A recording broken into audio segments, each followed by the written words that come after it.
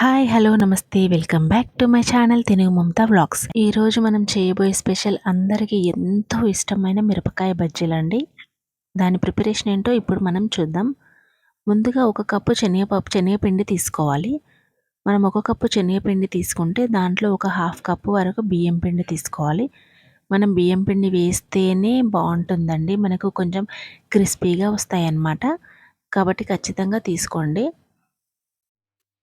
దాంట్లో ఇది బియ్యపిండి వేసిన తర్వాత ఒక స్పూన్ కారం, కొద్దిగా అల్లం వెల్లుల్లి పేస్ట్, తగినంత సాల్ట్, కొద్దిగా పసుపు, కొద్దిగా వంట సోడా, తర్వాత కొద్దిగా వాము కూడా ఇందులో యాడ్ చేసుకోవాలండి. కొద్దిగా ఎక్కువ ఉన్నా పర్లేదు. ఇది కూడా యాడ్ చేసుకున్న తర్వాత మనం చేత్తో ఫస్ట్ మొత్తం కలిపేసుకోవాలి, వాటర్ యాడ్ చేయకముందు. ఇది మొత్తం ఉప్పు కారం అంతా పిండిలో కలిసిన తర్వాత మనం కొద్దిగా వాటర్ యాడ్ చేసుకుంటూ కలుపుకోవాలి. ఎక్కువ గట్టిగా కలపకూడదు, మరి లూజ్గా అయితే అస్సలు ఉండకూడదండి. మనకు కొద్దిగా గట్టిగా ఉన్నా పర్లేదు కానీ లూజ్గా మాత్రం ఉండొద్దు.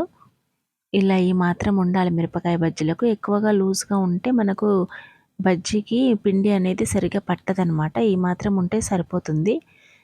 ఇది ఒక 20 మినిట్స్ నానిన తర్వాత దీంట్లో మనము బజ్జీలలో పెట్టుకోవడానికి కొద్దిగా చింతపండు నానబెట్టుకోవాలి. దాంతోపాటు వేయించిన నువ్వులు పొడి చేసి పెట్టుకోవాలి.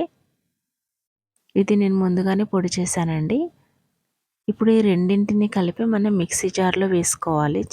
నానబెట్టిన చింతపండుని, నువ్వుల పొడిని రెండింటిని మనం మిక్సీ జార్లో వేసుకొని మెత్తటి పేస్ట్ లాగా చేసుకోవాలి. కొద్దిగా సాల్ట్ యాడ్ చేసుకోవాలి ఇందులోనే. తర్వాత మిరపకాయలని మధ్యలోకి కట్ చేసి ఆ పేస్ట్‌ని ఇందులో పెట్టేయాలండి.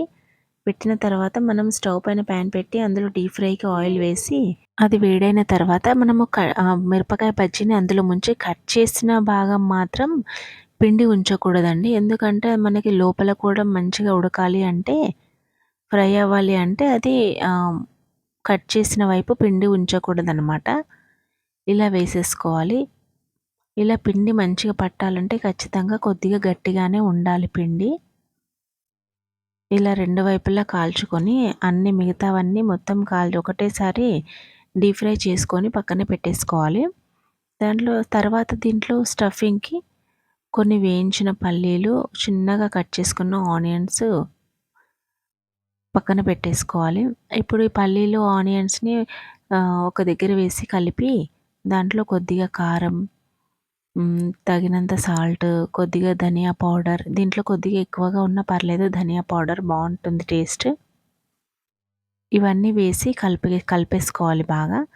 కలిపేసుకున్న తర్వాత ఈ స్టఫింగ్‌ని మనము ఇప్పుడు ఫ్రై చేసి పెట్టుకున్నాం కదా మిరపకాయ బజ్జీలని, ఆ ఒక మిరపకాయ బజ్జీ తీసుకొని దాన్ని మధ్యలోకి కట్ చేసుకోవాలి. మీకు చూపిస్తాను నేను.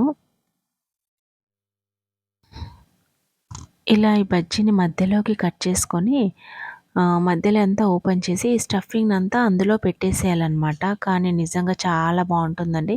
మనం బయట బండి మీద తిన్న బజ్జీలు మనకి ఎలాగైనా బయటవే నచ్చుతాయి కదా! అందుకే ఆ స్టైల్‌లోనే మనం ఇంట్లో కూడా ప్రిపేర్ చేసుకుంటే అందరూ ఇష్టంగా తింటారు. ఇలా స్టఫింగ్ అంతా పెట్టేసుకొని పక్కన పెట్టేసుకొని వేడి వేడిగా తినేస్తే చాలా అంటే చాలా బాగుంటుందండి. దీనిపైన మనం తినేటప్పుడు కొద్దిగా ధనియా పౌడర్ పైన చల్లుకొని కూడా తినొచ్చు. చాలా బాగుంటుంది టేస్ట్. మీరు ఖచ్చితంగా ట్రై చేసి నాకు కామెంట్ పెట్టండి. Okay then bye.